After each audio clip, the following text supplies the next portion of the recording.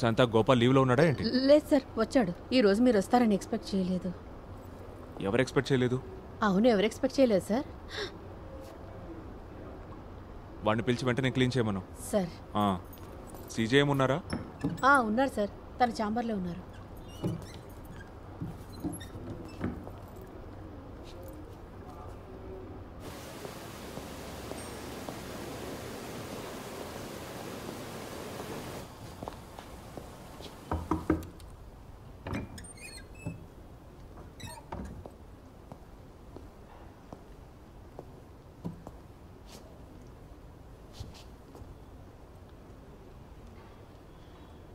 ఈ boxes and football players దీన్ని వాడతారు.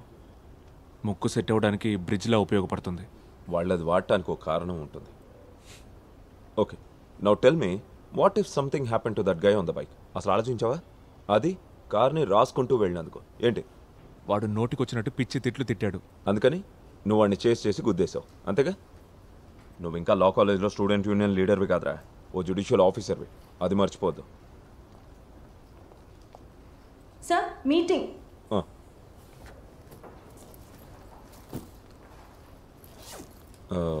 లా సెక్రటరీ గెస్ట్ హౌస్లో ఉన్నాడు, రా వెళ్దాం. నేను ఆయనకు కాల్ చేస్తాను. నీ మీద ఇంకా ఏమైనా కోపం ఉంటే ఈ మొహం చూడంగానే పోద్ది. నేను రాలేను సార్. రా. యా, 8 o'clock నేను వచ్చేస్తాను. ఓకే.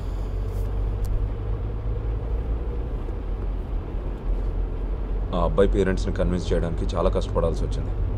పోలీస్ ఆఫీసర్స్ నేను ఎంత హేట్ చేస్తున్నారో ప్రత్యేకంగా చెప్పక్కర్లేదుగా. అందరూ అవకాశం కోసం ఎదురు చూస్తున్నారు. ఆ ట్రాఫిక్ డీసీపీ కొత్తగా ట్రాన్స్ఫర్ మీద వచ్చాడు.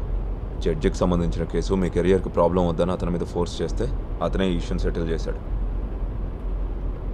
ప్రమోషన్కి దగ్గరగా ఉన్న టైంలో అసలు ఇలాంటి బ్లెండర్ మిస్టేక్స్ ఎందుకు చేస్తున్నావు బేబీ? అందుకే నీకు ఇష్టం ఉండదని తెలిసిన లా సెక్రటరీని కలవడానికి బలవంతంగా తీసుకెళ్తున్నాను. ఈరోజు రాలేను. నేను ఏదో ఒకటి వాకి ఇంకో ప్రాబ్లం క్రియేట్ చేయడం నాకు ఇష్టం లేదు. నువ్వే వెళ్ళి కలిసిరా, నేను ఇక్కడ దిగిపోతాను. శివ సార్, అక్కడ షాపింగ్ కాంప్లెక్స్ దగ్గర సైడ్లో ఆపు. ఓకే. ఓహ్, కొడుకు కూడా తీసుకురాలేదు. ఏంటో ఈ కుంభవృష్టి.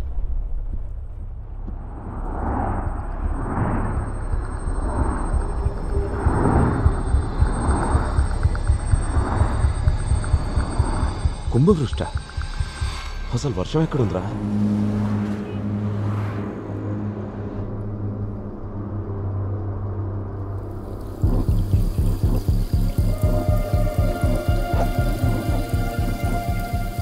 బేబీ, ఏమైంది?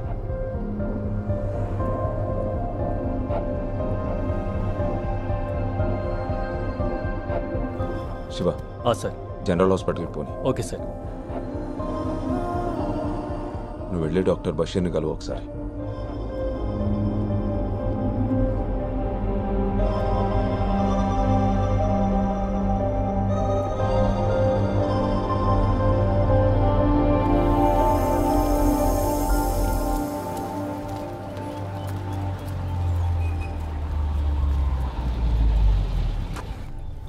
బేబీ, డాక్టర్ని కలిసాక నాకు ఫోన్ చేయి. ఇంకా ఫిట్నెస్ సర్టిఫికేట్ కూడా తీసుకో. నువ్వు జాయిన్ అయ్యేప్పుడు మన సైడ్ నుంచి ప్రాబ్లం లేకుండా ఉంటుంది.